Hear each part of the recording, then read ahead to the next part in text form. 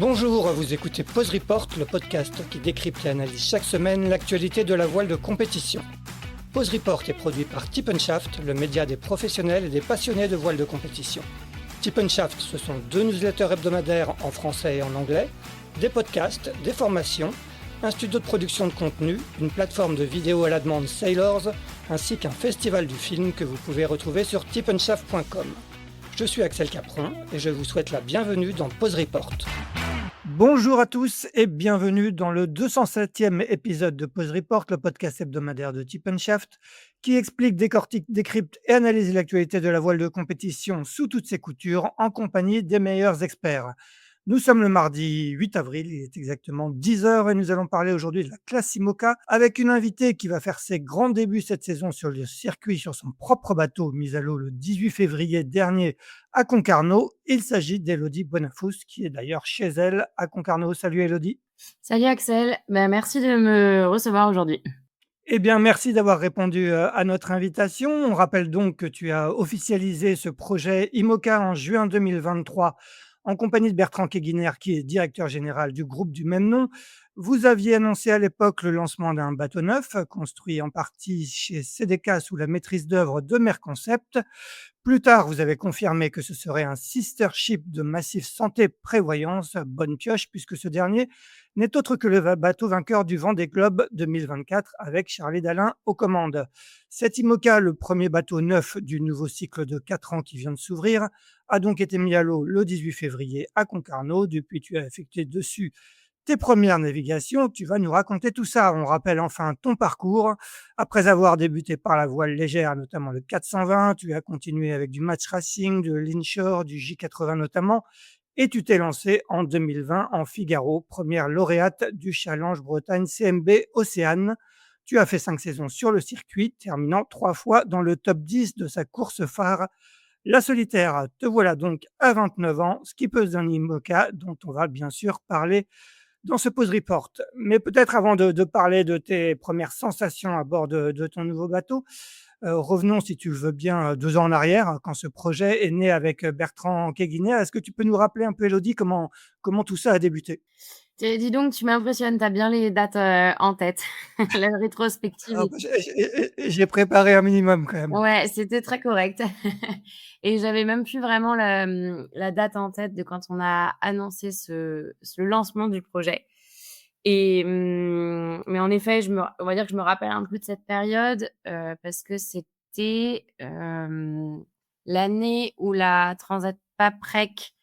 Je devais y participer avec Martin Le Pape sur les couleurs du groupe Keguiner et suite à une blessure au genou, fin mars, j'avais dû renoncer à cette transat. Ça avait été forcément un coup dur pour moi, hein, parce que c'était la première fois que je me blessais dans ma carrière sportive et en plus on était, je pense qu'on formait un vrai beau binôme avec Martin. Donc j'étais hyper frustrée chez moi à regarder les collègues traverser l'Atlantique en Figaro. Donc ça avait été une période pas facile et du coup, je remercie le sponsor d'avoir, donc moi, je savais que le projet était en cours à ce moment-là. On en était vraiment au début, mais c'était déjà fort parce qu'on avait acté avec la famille Guiguinaire du moins que, il y avait la construction de ce bateau et que je serais la skipper et du coup, ça a été un peu un moyen de redorer, on va dire, cette période, de vraiment essayer d'avancer sur le lancement de ce projet IMOCA et de l'annoncer. Même moi sportivement, on va dire que ça m'a permis un peu de combler ce trou.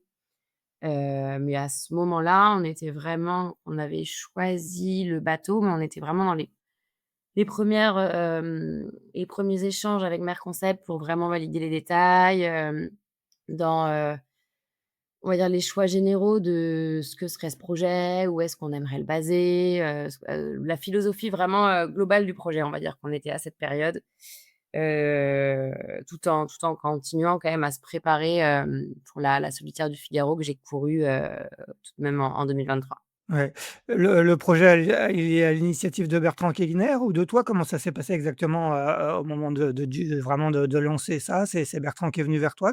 Rappelle-nous comment ça s'est passé? Eh ben, pour te dire la toute première anecdote, quand moi j'ai postulé pour être skipper en Figaro, au sein du groupe Keguiner, heu, tout le monde disait cette année-là que le groupe Keguiner, c'était un sponsor qui souhaiterait refaire le Vendée Globe. Moi, j'en avais déjà envie à ce moment-là. Je savais pas trop sous quelle échéance, mais j'en avais déjà envie et j'ai souvenir, je crois que c'est François Kivigère, qui travaille chez Rivacom et qui est, proche du groupe Keguiner et qui s'occupe, de la com via l'agence, qui m'avait conseillé de ne pas trop en parler dans ma lettre de motivation que j'avais envoyée à l'époque pour pas leur faire trop peur, mais vraiment, me focaliser sur, l'instant présent et mes objectifs en Figaro et c'est ce que j'avais fait, en me disant que je laisserais le temps un peu faire les choses et voir si l'opportunité se présenterait. Donc je l'avais dans un coin de la tête, le groupe Keguiner et la famille Keguiner savaient très clairement que moi, je rêvais de Vendée Globe et en fait, de leur côté, c'était la même chose parce qu'ils y ont participé en 2016 avec Yann Eliès. L'expérience a été hyper enrichissante, je pense, en interne au sein du groupe et au sein des collaborateurs et la famille Keguiner, c'est des passionnés de voile, et ils m'en reparlaient tout le temps des émotions qu'ils avaient vécues au départ, pendant et à l'arrivée de ce Vendée, donc je savais que c'était quelque chose qu'ils rêvaient de refaire. J'avais à peu près compris qu'ils avaient, réfléchi à y être sur, cette édition et qu'en délai, c'était trop court et du coup, je crois qu'ils m'ont ça devait être en 2022, à la fin de l'année, sur la période de la solitaire, qui m'ont, fait part de leur souhait de s'engager pour 2028. Donc moi, je l'ai su, à la fin de ma première saison sportive avec eux, qu'ils repartiraient, mais ils savaient pas encore à ce moment-là avec quel skipper ils avaient envie de s'engager.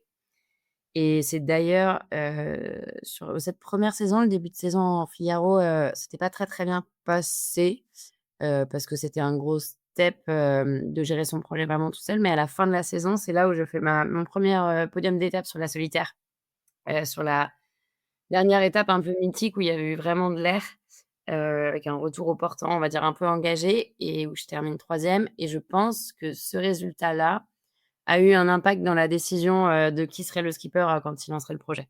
Ouais, tu les as définitivement convaincus sur ce podium? Ouais, ouais, ouais, je crois. Bon après, on a eu forcément pas mal de discussions cet hiver-là, hein, et moi Oui, bien sûr. je me suis quand même bien posé la question de si je me sentais prête à partir en IMOCA, à la fin de mon cycle de 5 ans. Parce que j'avais envie quand même de me poser les bonnes questions et de pas foncer tête baissée, mais en soi, au fond de moi, je savais que c'était vraiment l'objectif et que je serais prête et que c'était le bon moment. Il a fallu faire beaucoup de choix, tu vas on va détailler un peu toutes les décisions que vous avez prises depuis l'annonce, du lancement du projet. La 1re décision, ça a été de lancer la construction, d'un bateau neuf. Pourquoi ce choix? Pourquoi passer directement à un bateau neuf? Alors que souvent, quand on débute en IMOCA ou sur le Vendée Globe, beaucoup en tout cas sont passés par une solution intermédiaire de racheter un bateau d'occasion performant ou moins, mais pour vraiment se familiariser avec, le circuit et le bateau? C'est sûr que je vais faire mon premier Vendée Globe avec un bateau, on va dire presque, un petit peu mieux même que ce que j'aurais pu imaginer moi sur mon premier Vendée, même si j'espérais pouvoir, le concourir avec un bateau performant. Mais je pense que la petite nuance, c'est que c'est un bateau neuf, mais pas nouveau. J'entends par là que la différence entre un sister ship et un bateau qui est complètement conçu, sur des nouvelles bases, il y a beaucoup plus d'inconnus, il y a beaucoup plus de travail de fiabilité, technique de ce bateau et moi avec mon peu d'expérience en IMOCA, pareil, j'ai pas fait des études d'ingénieur, donc on va dire que dans ce domaine-là, vraiment de développement d'un bateau, moi je pense qu'aujourd'hui j'ai pas les épaules pour. Du coup, l'idée, c'était de réussir à trouver le bateau, avec le meilleur compromis, performance, fiabilité et en même temps de pouvoir, il y avait un grand enjeu, c'était de réussir à l'avoir très tôt dans le cycle pour pouvoir naviguer vraiment 4 ans pleinement avec ce bateau et vraiment moi m'entraîner, en IMOCA, connaître mon bateau, savoir le faire marcher au maximum de ses performances et être complètement autonome aussi sur la connaissance du bateau pour pouvoir le réparer. Et du coup, j'estime, aujourd'hui, moi, on est clairement, satisfait de ce choix parce qu'on est vraiment convaincus d'avoir fait le meilleur compromis par rapport à nos profils, notre projet, mon expérience et le meilleur niveau de performance qu'on veut atteindre, quand on sera au départ du Vendée Globe. Ouais. Il y avait à l'époque, sur l'étagère beaucoup de solutions, hein. Il y avait un plan Verdier comme celui que tu as, mais il y avait aussi, les plans, Koch-Finot-Conques, plan Manoir, c'est pourquoi le choix, en l'occurrence de construire dans un sister ship de Massif Santé Prévoyance, le bateau de Charlie? Est-ce que c'est un choix qui était dicté, en fait, avec votre collaboration aussi avec Merconcept ou ça a été indépendant? Non, non, forcément, ça va de pair. C'était, bah, pour moi, c'était que des éléments qui rentraient dans le même panier. De se dire que c'est des bateaux qui sont, vraiment bien pensés, fiables, performants, et notre choix, c'est le fait que ce soit, la volonté de construire chez Merconcept a forcément guidé ce choix aussi autant que le fait, de ce projet massif avec Charlie, que le choix de l'architecte Verdier. C'était vraiment un tout qui pour nous était, la meilleure combinaison et la chose la plus homogène dans ce qu'on recherchait, encore une fois, dans cette balance, performance, fiabilité. Et vous aviez quand même étudié d'autres options, ou tout de suite vous Ben, avez, vous a pour être complètement honnête, la 1re option qu'on a étudiée, elle restait à peu près la même. C'était de construire, le sister ship du 1er Apivia, qui a été, d'accord, celui de Maxime Sorel enfin, non, ensuite. C'était de construire celui-ci, mais qui reste avec les mêmes critères, de faire un bateau, un plan Verdier avec, Merconcept et je sais plus si c'était je crois que c'est le moule de pont, qui était à refaire. Il y avait en fait, finalement, le delta financier d'investissement, entre ce bateau et la proposition qu'on a eue de sister ship de Massif faisait que le sister ship de Massif était plus intéressant, financièrement, par rapport à ce qui l'évolution que ça nous d'accord. apportait. Donc voilà un peu les 2 options qu'on a étudiées, mais qui étaient assez similaires. Ouais, ouais, et le choix de vous faire accompagner sur la construction de Merconcept, c'était justement aussi de par votre expérience assez limitée de l'IMOCA, il fallait s'appuyer sur des compétences, c'était un peu ça l'objectif? Ouais, ouais, ouais, il y a 2 choses. Donc le côté où pour moi, bah, Merconcept, moi déjà localement parlant, je suis juste à côté, donc ça me permettait de pouvoir suivre, la construction du bateau. Moi je connaissais un petit peu de monde là-bas et c'est une écurie et beaucoup de personnes en qui j'ai fortement confiance et on savait que la qualité, de sortie des bateaux, était assez, exceptionnelle. Donc c'était vraiment gage de encore une fois, de fiabilité et de quelque chose de propre et de facile et serein pour moi. Et il y a le petit plus, c'est que le groupe Keguiner, c'est quand même une entreprise qui est finistérienne, la Oui. famille Keguiner qui est finistérienne et ça, c'est sûr que c'était un plus et que ça leur tenait à cœur de faire construire le bateau, dans le Finistère. Ouais, ouais, bien sûr. Raconte-nous un petit peu comment s'est passée cette période, de chantier. Comment toi tu t'es impliqué, alors dans le suivi comme je disais, hein, tu n'es pas ingénieur, mais à quel point tu t'es impliqué dans certains choix? Parce que quand on lance, un bateau, il y a quand même des choix à faire, même si c'est dans les moules d'un bateau existant, et notamment au niveau de l'ergonomie. Raconte-nous un peu comment tu as vécu toute cette période? Et ben, c'était pas, hyper, hyper facile. Par contre, c'était hyper stimulant et hyper intéressant, mais parce que, j'ai quand même mené ma saison, Figaro en parallèle de la construction, de ce bateau et au-delà de la construction de ce bateau, il y avait aussi tout le montage, du projet. Donc on a passé Ouais, bien sûr. l'année, 2024. Il y avait donc, uniquement, donc Bertrand Keguiner qui est directeur de l'écurie Horizon 29 qui héberge le projet et moi. Et donc Merconcept en plus en support technique, en qui on avait une entière confiance. Du coup, ça faisait quand même pas mal de travail. J'ai essayé de beaucoup profiter des périodes, on va dire, plus light en Figaro pour passer du temps, chez Merconcept, passer régulièrement voir, la construction du bateau, passer voir, les fournisseurs, j'entends par là, par exemple, chez Havel qui ont construit nos foils et du coup, l'idée, c'était de réussir à switcher. Sur les périodes un peu creuses, donc la période hivernale d'entraînement ou les périodes, un peu entre les courses, de pouvoir y donner du temps, de pouvoir, ben, passer à Merconcept le plus régulièrement possible.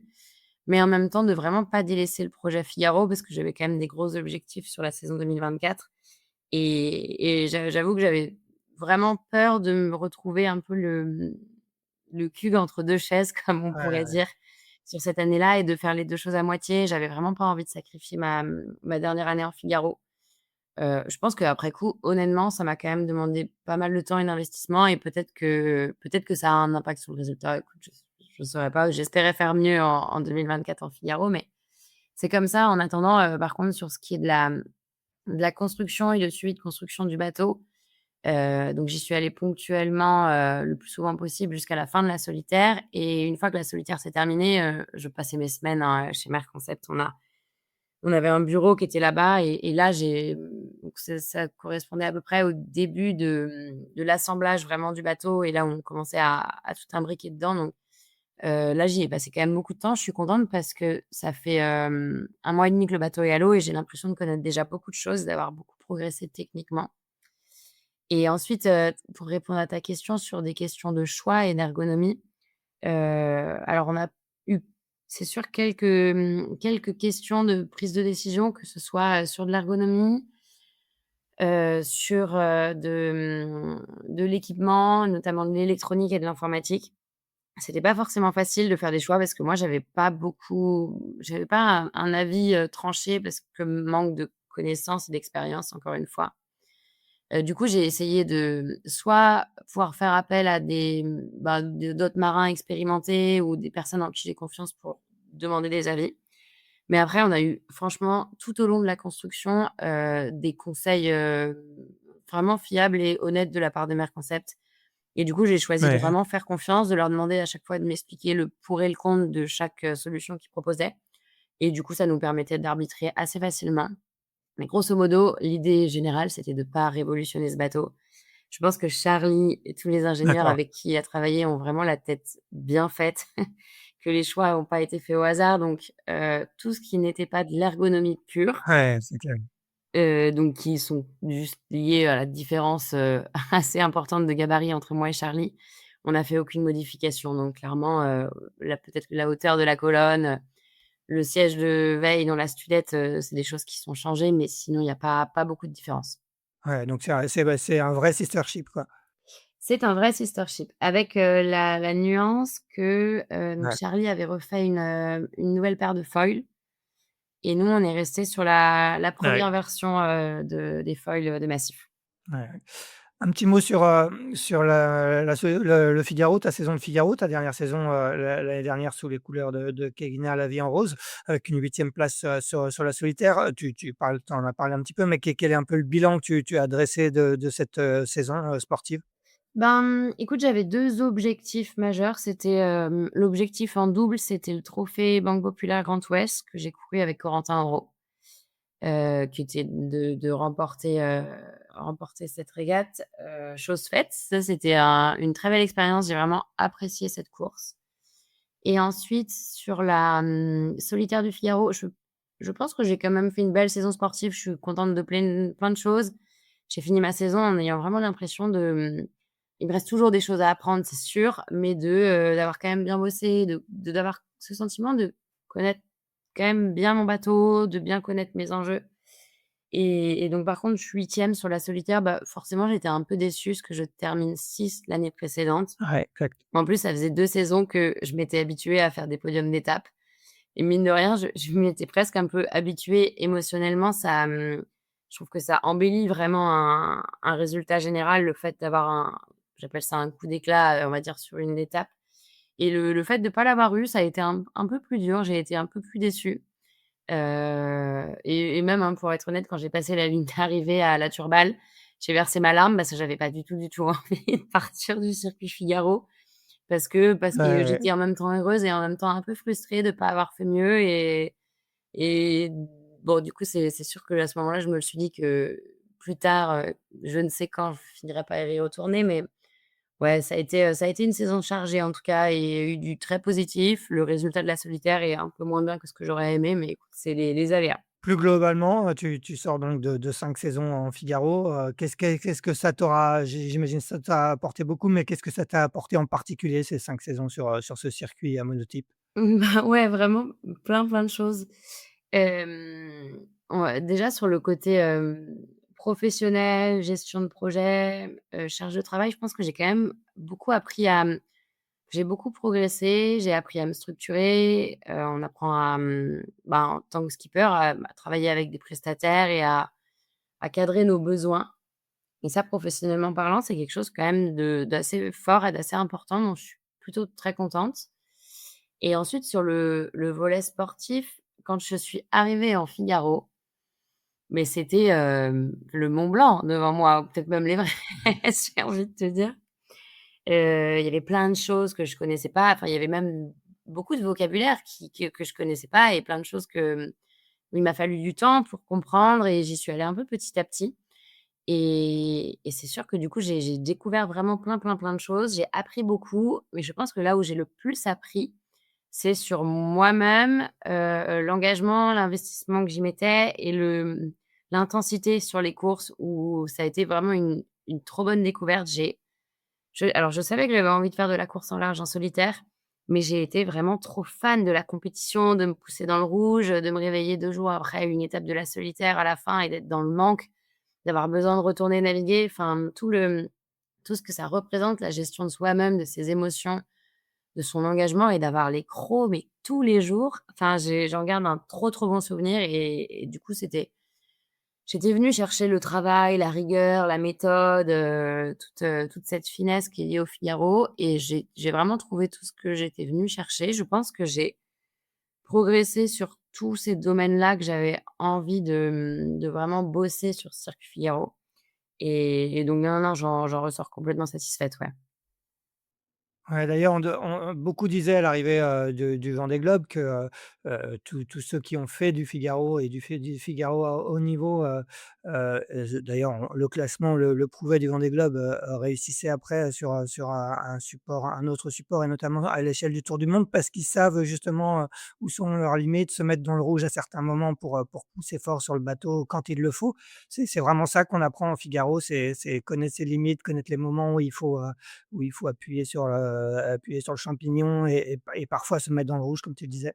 Ouais, ouais, carrément et moi, il y a un truc assez fort, enfin que je me suis dit à l'arrivée du Vendée, c'est que je pense qu'il y a une grosse différence, c'est la différence d'intensité que c'est compliqué, hein, sur un tour du monde aussi long de mettre une intensité, importante et surtout régulière et ce que je me suis vraiment dit, à l'arrivée, c'est que je me suis dit: «Mais je pense que Charlie, à chaque moment où il fallait se lever pour choquer 2 centimètres d'écoute, il l'a fait» et pour moi, c'est la conception de faire de la course au large à haut niveau avec cette intensité. C'est moi, quand je vais faire mon Vendée, je veux être en état, physique, mental et émotionnel de à chaque fois que j'aurais besoin de choquer 2 centimètres, d'y aller et c'est du travail parce que c'est quand même, je pense que c'est dur, hein, de tenir ce rythme sur aussi longtemps donc même mentalement, je pense qu'il y a beaucoup de travail là-dessus mais en tout cas, c'est l'état d'esprit que j'en ai et c'est ce que c'est comme ça que j'aimerais réussir à faire un Vendée et c'est ce que le Figaro t'apprend à faire, je pense.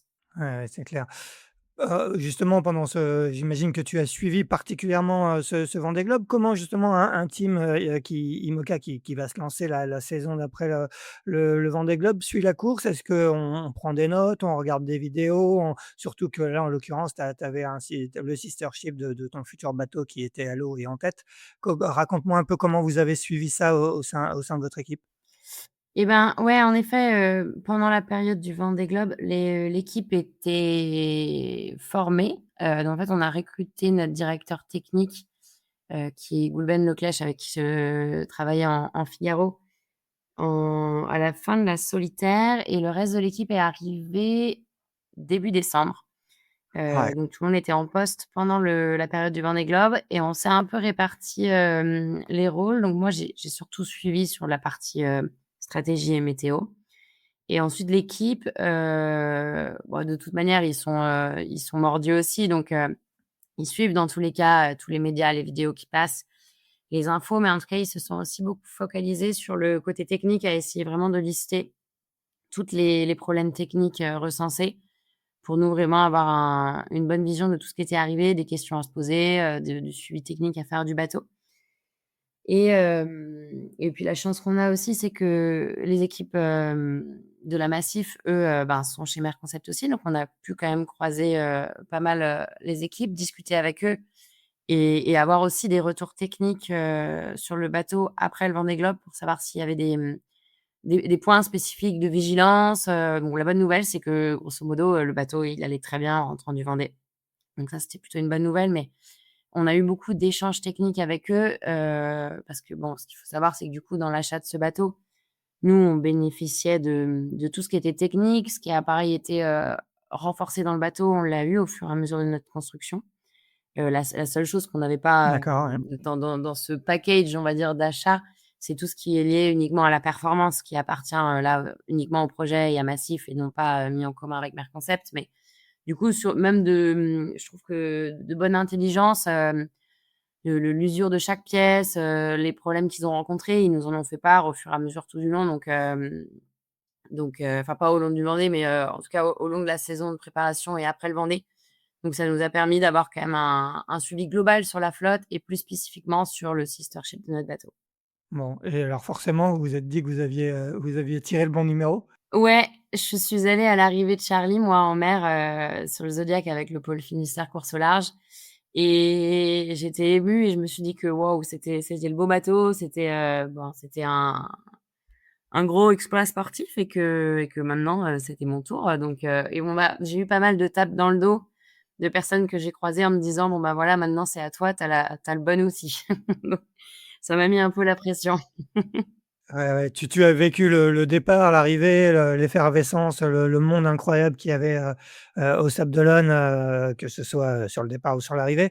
Est-ce que dans quel état tu étais? Ça donnait ça j'imagine que tu te projetais forcément, 4 ans plus tard?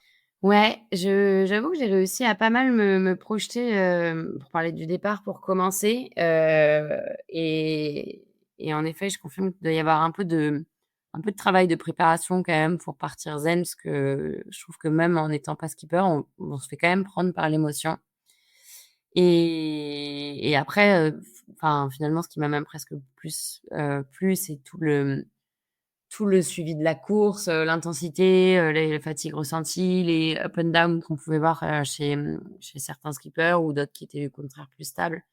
Donc non, non, c'est sûr que j'ai essayé de me projeter un peu dans tout et d'ailleurs ce qui est, enfin, entre guillemets «un peu marrant», c'est que, bah, forcément un peu comme tout le monde, moi ce qui m'a impressionné, c'est toute la descente de l'Atlantique Sud là, du groupe de tête, qui a été complètement folle et là, j'ai fait quelques bords, je pense, un peu «similaires» entre guillemets avec mon bateau, mais ici, à la journée, avec des moyennes de vitesse à peu près similaires, mais sur, 2 heures. Je sais pas comment ils ont vécu ça, mais c'est vraiment impressionnant. Enfin, je pense qu'on s'y habitue, bien sûr, mais waouh! Enfin, vraiment le rythme qu'ils ont tenu et cette cadence qu'ils ont tenue, sur la course, elle est impressionnante et du coup, bah, voilà, maintenant c'est un bel objectif de préparation pour moi. Ouais, ouais, je pense qu'effectivement ce long bord entre le Brésil et l'entrée, dans l'Indien était, assez, dantesque. Hem, pour revenir, tu parlais d'équipe tout à l'heure, tu parlais de Goulven Leclerc. Est-ce que tu peux nous dire justement comment tu as construit, ton équipe et qui constitue, cette équipe, Horizon 29 aujourd'hui? Et ben, l'idée générale en tout cas, c'était, de construire une équipe, qui allie expérience mais aussi, un peu jeunesse, de trouver un bon équilibre là-dedans et surtout de trouver des personnes avec qui je me vois travailler, en qui j'aurais confiance, sur qui j'ai vraiment envie de m'appuyer. Je pense qu'on est plus dans une philosophie d'équipe, familiale et soudée que, alors aussi par le nombre, hein, on est obligé d'être un peu dans ce format-là, mais c'était vraiment l'idée et j'en suis vraiment trop contente de l'équipe que j'ai menée. Enfin, on apprend à travailler ensemble, on apprend à se connaître, à s'organiser là et je trouve que tout le monde joue le rôle et à la place que j'imaginais et ça se passe vraiment bien. Donc on a Goulven qui est directeur technique, il y a, Jimmy Lebeau qui est boat captain du bateau. Il y a, Régine, Bornins qui est, en logistique et en assistante un peu de gestion. Ensuite on a Gilda Lepeutrec qui est un peu sur un poste, à cheval entre, ingé et aussi, technique sur le bateau parce que comme on n'est pas beaucoup, beaucoup en effectif, on est obligé d'avoir quand même un peu tout le monde la main à la pâte. On a Elliot Offred qui est sur de l'électronique informatique. Tout ce qui est électronique informatique, c'est d'ailleurs pas facile à trouver comme compétence, dans le milieu, mais Je suis vraiment, vraiment contente. Ensuite, on a, Gaspard qui est en composite, qui avait travaillé sur la construction de la coque chez Celica. D'accord. On a Steven Rouxel qui est en mécanique hydraulique et qui est-ce que j'oublie? On a Denran en sous-traitance pour le gréement, avec Julie, qui travaille chez eux, qui vient, 2-3 jours par semaine et je crois que j'oublie personne et ensuite le petit supplément où tu m'as pas encore posé la question, c'est que, J'allais la poser, mais je te laisse répondre. c'est on a fait le choix d'avoir un co-skipper sur cette saison, qui est, très expérimenté. En navigation, mais pareil, qui connaît les bateaux et qui a beaucoup à apporter également en technique et qui est aussi, plutôt bien présent, justement pour nous aider dans tous ces choix et qui a été présent même, pendant l'année de construction du bateau. C'est Yann Eliès. Donc moi, je suis vraiment trop, trop heureuse de pouvoir, de 1 partager, cette aventure avec lui parce que c'est quand même un grand marin, que j'ai suivi quand j'étais, toute petite et je pense que, ben, les résultats le montrent déjà, hein. Il a navigué quand même, et il a, épaulé les 3 skippers qui finissent sur le podium du Vendée Globe cette année. Il a navigué sur beaucoup de bateaux, il a énormément d'expérience, Ouais, complètement. en tant que marin, en tant que, enfin, même en technique sur le bateau, il connaît vraiment plein de choses, donc il sait beaucoup nous conseiller. Et même au niveau humain, transmission, c'est, un peu une révélation. Il entraîne aussi au pôle les figaristes et je pense qu'il prend beaucoup de plaisir à nous apprendre plein de choses. Donc moi, je bois un peu les paroles de Yann, même sur les entraînements. Donc ça nous fait quand même une personne forte en plus Ouais, pour nous aider à nous organiser. je l'entends souvent dire, Yann, que ces IMOCA sont durs physiquement et qu'il se fait pas tout jeune, et il a été facile à convaincre ou et comment ça s'est passé? Est-ce que tu as sollicité éventuellement d'autres personnes ou tout de suite, Non. en plus, il y a un vrai historique entre Yann et Keguiner, donc est-ce que tout de suite c'était la solution, logique? Ouais, c'était l'évidence. Bah, c'était l'évidence avant tout pour ce qu'il est en tant que marin, avant l'histoire qu'il a avec Keguiner, mais c'est sûr que je pense qu'on s'est quand même pas mal croisés. Il m'a aidé en Figaro, sur les années, moi, à la fin de mes saisons où il est devenu entraîneur et en plus, le fait qu'il y ait l'histoire avec la famille Keguiner avec qui il a fait, je sais plus si c'est des 10 ans à peu près de sponsoring voile, sous leurs couleurs donc je pense que même lui, c'était une évidence, de se lancer sur ce projet-là, de moi m'accompagner, sur mes débuts en IMOCA après avoir bossé avec moi en Figaro.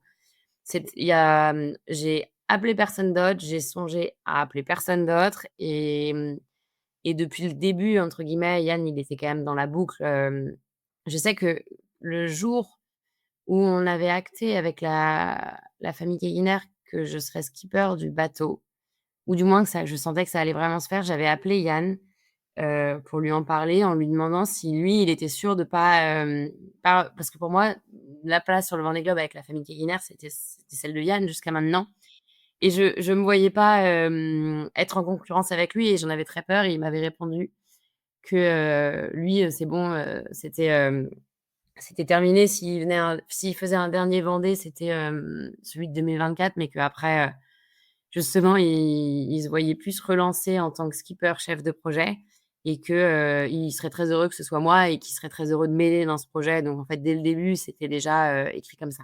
Ouais, ouais, ouais. Pour, autre dossier, j'imagine, sur lequel vous avez beaucoup travaillé l'année dernière, c'est le dossier du budget avec Bertrand Keguiner. Quand vous aviez, annoncé le projet en juin 2023, vous l'objectif était pas forcément au départ de le faire financer par le groupe Keguiner. Finalement, vous avez annoncé que ça serait, le cas. Est-ce que tu peux, me raconter un peu comment ça s'est passé? C'est parce que vous avez pas trouvé ailleurs ou finalement c'est là aussi c'est une solution qui s'est imposée un peu naturellement?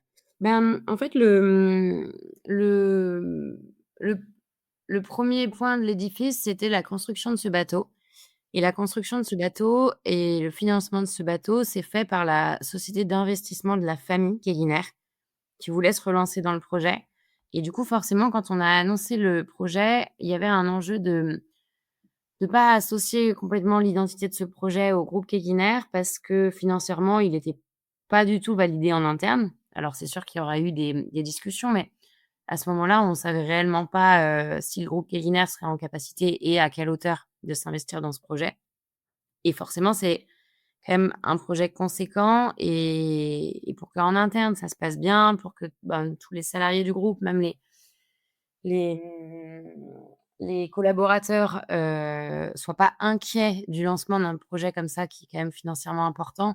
C'était vraiment important de dissocier le fait que déjà l'investissement, financier du bateau, était pas assumé par le groupe Keguiner. Donc ça a d'abord commencé comme ça et D'accord, ouais. heu et finalement les vraies discussions autour de budget de fonctionnement se sont fait, cet hiver et sont encore en train d'être affinées. Et le groupe Keguiner s'est positionné comme partenaire du projet aujourd'hui. Mais c'était vraiment l'enjeu de la première année de dissocier un peu le lancement, de la construction de ce bateau du groupe Keguiner, vis-à-vis de tous les salariés et les personnes en interne, en fait, pour pas que ça inquiète, simplement financièrement. D'accord. Aujourd'hui, le groupe, du coup, est partenaire unique ou vous cherchez des partenaires complémentaires? Et bah, alors, je ne sais pas si tu peux me le dire, mais c'est quoi la fourchette du budget de fonctionnement? Eh ben, c'est, quelque chose qui est encore un peu en évolution aujourd'hui parce qu'on est en train de finir de cibler le, budget de fonctionnement, le plus précisément possible. Sans te donner de chiffres, l'idée, c'est d'avoir le budget de fonctionnement adéquat pour faire fonctionner un bateau, d'une telle performance et aussi complexe. Mais on n'est pas dans un budget de fonctionnement, pour beaucoup d'innovation et de révolution. Donc c'est sûr que je compare pas notre budget de fonctionnement à peut-être, Charal ou même Massif, qui sont à des niveaux d'expérience, plus importants et pas sur des mêmes, c'est pas les mêmes projets Vendée. Moi, c'est mon premier Vendée et comme je disais, l'idée, c'est vraiment de faire fonctionner ce bateau à 100 et au mieux. Donc c'est un budget de fonctionnement, qui est tout à fait correct et qui est en adéquation surtout avec cette philosophie et aujourd'hui, le montage, financier du projet, il va y avoir une association sur le bateau. Les couleurs du bateau seront révélées, là, avant la en gros, début juin, avant la saison des courses et sur le fait de chercher d'autres partenaires, pour le moment, c'est pas le cas. On est en train surtout de voir précisément à quelle somme totale on arrive sur les 4 ans pour voir si réellement le groupe Keguiner peut faire et s'il y a besoin de petits compléments. Mais le D'accord. groupe Keguiner reste, partenaire majeur du projet. Donc le bateau ne s'appellera pas Keguiner, il portera le nom de l'association dont tu parles? Ouais, je laisse la surprise. On laisse la surprise, il en faut un petit peu. Exactement. Hem un petit mot, bah, tu vas maintenant nous raconter, hein. Tu as donc mis à l'eau, ce bateau le 18 février dernier. Juste un petit mot avant que tu nous racontes, tes 1res navigations. Aujourd'hui, Merconcept continue de vous accompagner ou maintenant vous volez de vos propres ailes et c'était juste, un accompagnement sur la maîtrise d'œuvre, construction du bateau? Aujourd'hui, on vole de nos propres ailes. Le bateau est à Port-la-Forêt, dans son port d'attache. Donc on a quitté, les pontons de Merconcept. On a, en fait, avec Merconcept, on est allé jusqu'aux premières navigations et tous les tests statiques et les tests de jauge pour vraiment valider, la construction et la livraison de ce bateau. Alors aujourd'hui, on échange toujours avec eux pour des petits détails de fin de montage sur des dossiers d'électronique ou des petites choses qui, qu'il faut finir de valider. Mais sinon, on fonctionne, complètement indépendamment, mais en sachant qu'il y a Merconcept comme maison mère, on va dire, qui est pas très loin, en cas de besoin et en cas de conseil. Et donc ouais, non, on est resté, après la mise à l'eau, on est resté 2 semaines, je crois, chez eux et maintenant on s'organise et on se structure nous, juste avec l'équipe sur Port-la-Forêt. D'accord. Et ben, maintenant raconte-nous un petit peu ces 1res navigations. Tu nous en as touché un mot, tout à l'heure, mais est-ce que tu peux, détailler un petit peu plus? Ça commence par quoi, les navigations sur un nouvel IMOCA et aujourd'hui, vous en êtes où? Est-ce que quelles sont un peu les sensations déjà que tu parlais tout à l'heure, d'Everest, quand tu es arrivé en Figaro, entre le Figaro et l'IMOCA, il y a quand même, je sais pas si c'est l'Annapurna ou un autre, ou un autre mont, mais il doit y avoir quand même, c'est quand même, une marche, supérieure assez énorme? Ouais et ben, j'appréhendais un peu, hein, c'est sûr, mais je crois que je suis moins perdue dans la marche entre le Figaro et l'IMOCA que quand j'ai commencé le Figaro parce que finalement, tout est plus complexe, mais la base, je l'ai appris en Figaro donc en fait, j'écoute, j'essaie de comprendre, je pose des questions. Je m'interdis vraiment pas les questions bêtes. Mais j'ai quand même passé beaucoup de temps, au chantier avant que le bateau sorte donc dans chacun des domaines que je connaissais pas, même par exemple l'hydraulique, j'y ai passé du temps, à essayer de comprendre un peu et d'avoir au moins une base de compréhension et du coup, tout ce temps passé sur le bateau avant la mise à l'eau a fait que les 1res navigations, alors c'est sûr qu'on découvre et on y va vraiment, step by step, mais j'ai l'impression de progresser vite justement et de plutôt bien comprendre. Après il y a aussi beaucoup de personnes pour m'entourer qui ont justement de l'expérience, donc ça me permet aussi facilement de trouver les réponses dont j'ai besoin.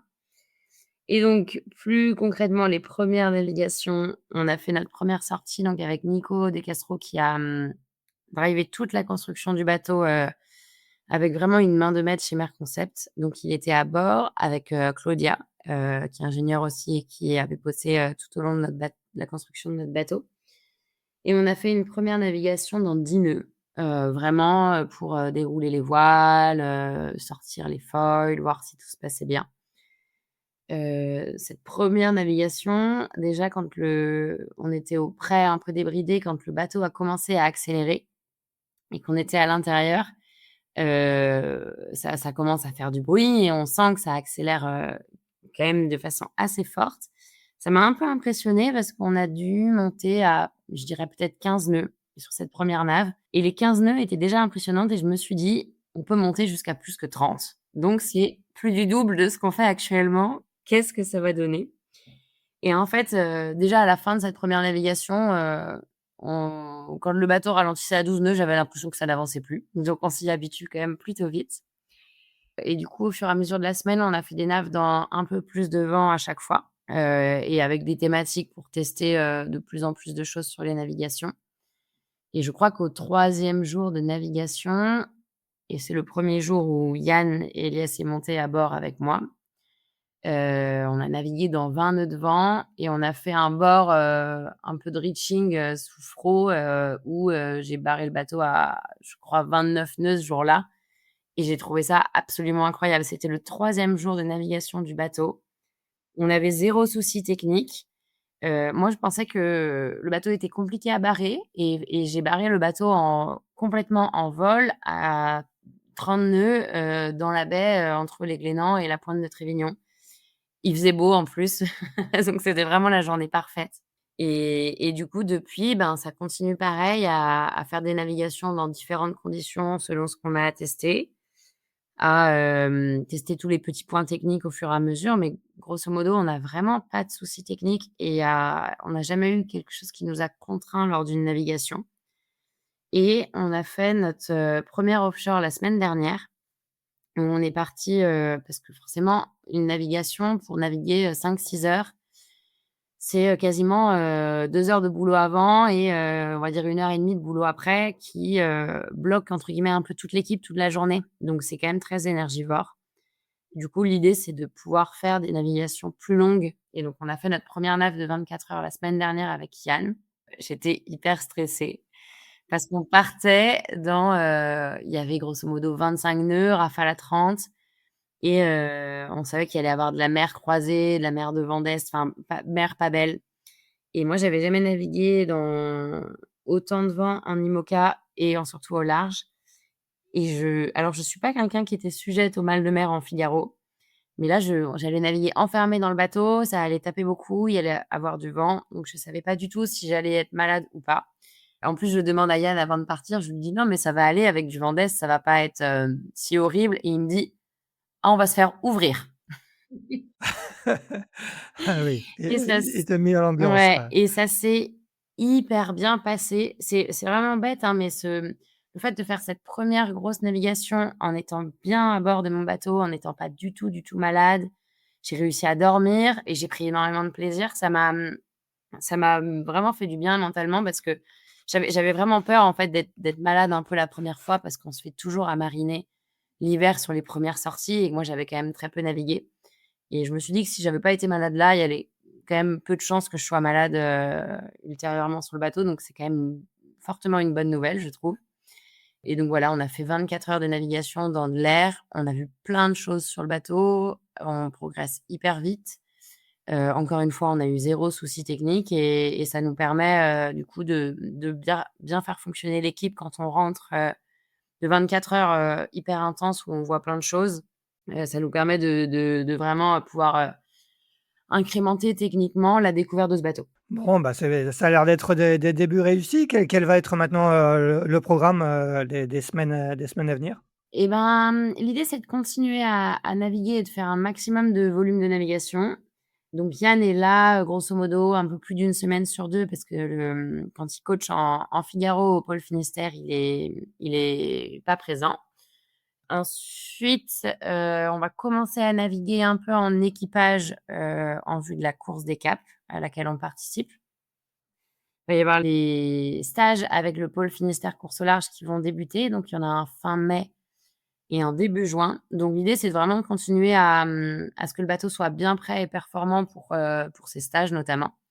Et il va y avoir une petite période d'immobilisation du bateau, sur le début mai pour justement mettre les nouvelles couleurs, de ce bateau qui seront révélées, début juin. D'accord. Tu parlais de la course des Caps, donc il y a une nouvelle course, qui est un tour des îles Britanniques au départ, de Dunkerque fin juin. En équipage, ton équipage est déjà constitué du coup? Tu peux nous en dire plus? Eh ben, je ne révélerai pas encore mon équipage, mais j'en suis donc on a choisi la 3e personne, j'en suis hyper contente. Encore une fois, c'est, full expérience, full connaissance, full compétence. Donc c'est vraiment un choix qui a été fait, assez, naturellement, assez rapidement et la 4e personne, c'est encore en discussion. Ça a pas été encore validé. Donc là, on a eu 3 sûrs et la 4e qui est en cours. Le The Ocean Race Europe est au programme ou pas cette saison? Eh ben, écoute, j'aurais aimé pouvoir être embarquée sur un équipage. Donc nous, on le fait pas avec le projet et le partenaire parce que le groupe Keguiner, c'est, une entreprise qui est trop locale dans le Grand Ouest, pour être intéressée sur l'ampleur de l'événement. Donc je me suis un peu renseignée et jusqu'aujourd'hui, j'ai pas d'embarquement. Mais c'est sûr que si j'arrive à embarquer pour l'expérience, cumulée sur cette période où moi, mon bateau sera en plus en chantier, ce serait du plus. Après, si je la fais pas, ça me permettra de suivre un peu techniquement, une partie du chantier. Peut-être prendre un peu de vacances aussi, sur cette saison qui va quand même bien enchaîner donc voilà pour le moment, mais avis aux équipages qui le font, s'ils cherchent, une femme, même sur quelques étapes, moi je suis intéressée. Bon, le message est passé. La fin de saison, bah, sera marquée par la Transat Café L'Or, hein, départ le 26 octobre, du Havre que tu courras donc avec Yann Elias. Quelles vont être, tes attentes sur cette première grande épreuve, sur ton IMOCA? C'est dur à dire parce que j'ai l'impression que c'est loin encore, mais en même temps pas tant que ça. Je pense que sans parler de résultats purs, mes attentes, c'est que cette première course, on va être là aujourd'hui, on n'a jamais navigué en double encore. Il y avait toujours, souvent le boat captain en plus avec nous. L'idée, c'est sur cette course d'avoir, une bonne connaissance du bateau et être capable d'être, complètement autonome, quand Yann est hors quart, par exemple, pour le faire fonctionner performant, le connaître pleinement et être, complètement à l'aise et performante, sur le bateau. Après en termes de résultats, je pense qu'on aura quand même la chance d'avoir, commencé à naviguer tôt par rapport à beaucoup de projets. Yann qui a beaucoup d'expérience, donc je pense on va pas être ridicule, enfin j'espère.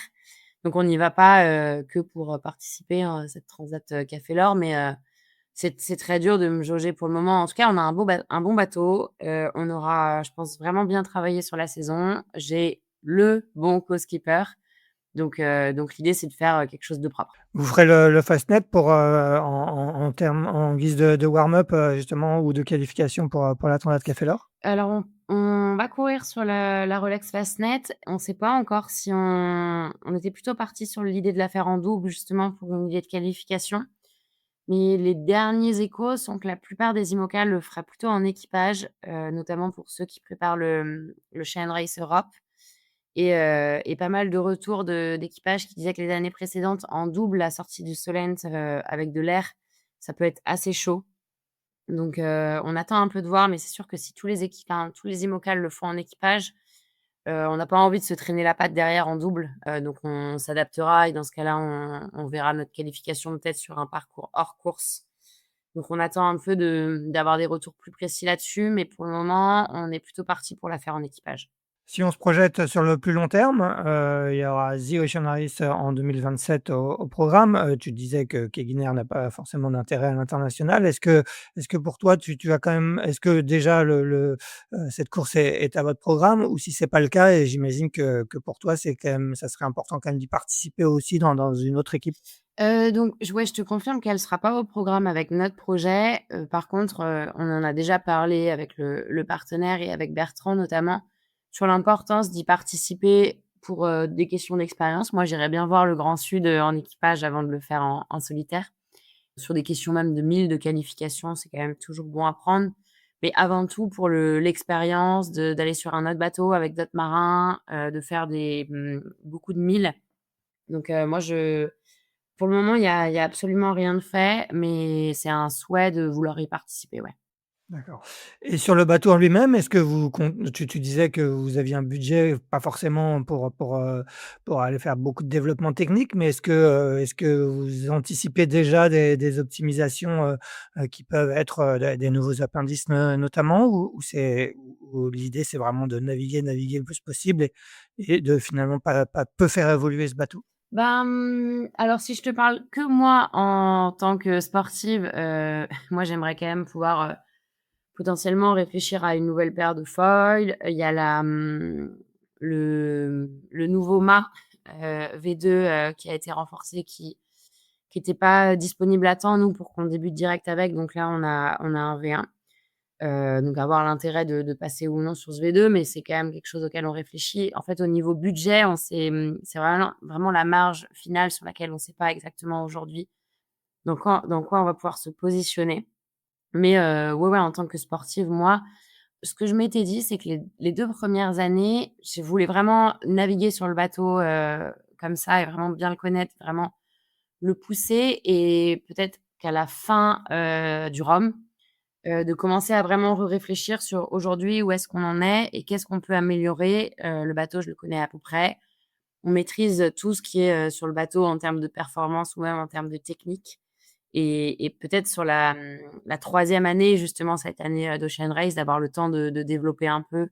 Mais voilà, pour le moment, j'essaie d'avancer un peu step by step. Voilà l'idée générale que je m'en fais, mais ça dépendra forcément un peu du budget et de comment, ça s'est passé d'ici là. Bien sûr. Pour finir, trois ans et demi, presque 4 ans pour préparer son premier Vendée Globe, finalement, c'est pour toi, c'est quand même un scénario idéal. Tu vas vraiment, comme tu le dis, avoir le temps de bien prendre les manettes de ce bateau? Ben, carrément, ouais, ouais, sachant que j'en avais pas fait beaucoup, pour moi, c'était vraiment indispensable et surtout que je suis vraiment intimement convaincue que ce bateau, il était déjà tellement bien né et bien construit qu'il sera toujours à la page pour 2028 et surtout que si on regarde les exemples qui me marquent, c'est, Sam Goodchild, qui avait quand même un bateau ancienne génération et qui fait un Vendée Globe, incroyable hormis, il y a eu forcément le dégât sur sa GV en remontant. Et Justine, de la même manière, je pense que, c'est beau d'avoir un bateau, vraiment dernier né, mais il faut, avoir déjà beaucoup d'expérience et avoir beaucoup navigué sur d'autres IMOCA avant pour pouvoir, rentrer dans ce profil-là, de préparation. Donc moi, je suis vraiment contente parce que du coup, c'est le temps minimum que j'estime pour vraiment remplir au maximum tout ce que j'imagine plein de petits vases, que ce soit connaissance du bateau, connaissance de moi-même, développement du bateau, autonomie de réparation et de tout ça. Vraiment pour réussir on va dire, à remplir tous ces petits vases à peu près à des niveaux, équivalents et satisfaisants et minimum pour pouvoir être dans des objectifs de performance sur le Vendée, c'est 4 ans qu'il me faut, ouais. Eh bien, parfait. Merci beaucoup, Élodie. C'était, passionnant de t'écouter, parler de ce projet. On te souhaite des bonnes navigations, avec Yann et autres, dans les semaines à venir, une bonne rentrée sur la course des Caps fin juin et une bonne transat Café L'Or.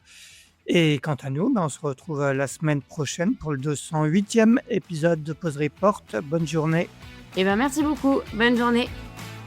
Merci d'avoir écouté cet épisode de Pause Report. N'hésitez pas à nous dire ce que vous en pensez en bien ou en mal et n'hésitez pas à le partager. Si vous souhaitez suivre l'actualité de la voile de compétition, je vous encourage à vous abonner à la newsletter de Tip & Shaft, envoyée chaque vendredi à 17 h. Pour vous inscrire, ça se passe sur tipandshaft.com. À bientôt!